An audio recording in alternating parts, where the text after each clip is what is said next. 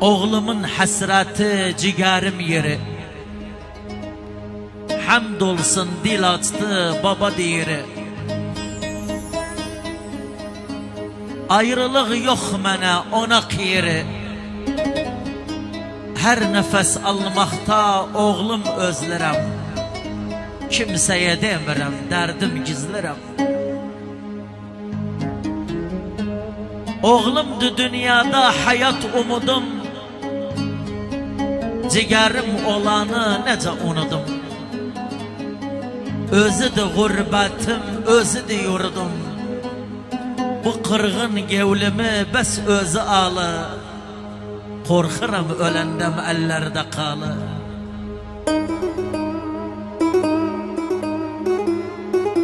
Neneyemde kuş gördüm, neneyemde oğlum çın yok bes baba, indiler neneyemde.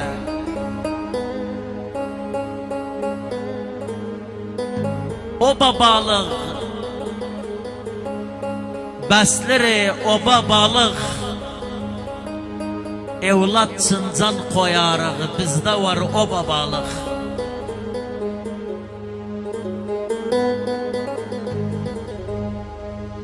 Bir baba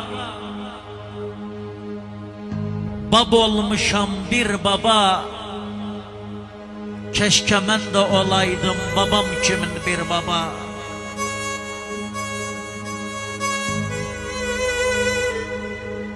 Babamın baş dinciyem, elinde kılıncıyem.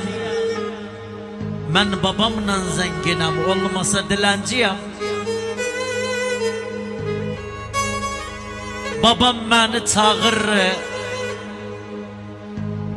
eşitmirəm bağır. Babam xəstə düşübdü, dirəm belim ağır.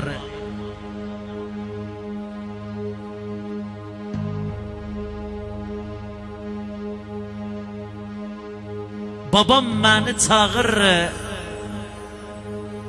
babam beni çağır, eşitmirəm bağır. Babam xəstə düşübdü, dirəm belim ağır. Sizden bir tek sayıllam, denk olsam da ayıllam. Babamın mazarında durabilmem bayıllam. Allah affetsin, geçilen babaları Allah saklasın, kanım babaları.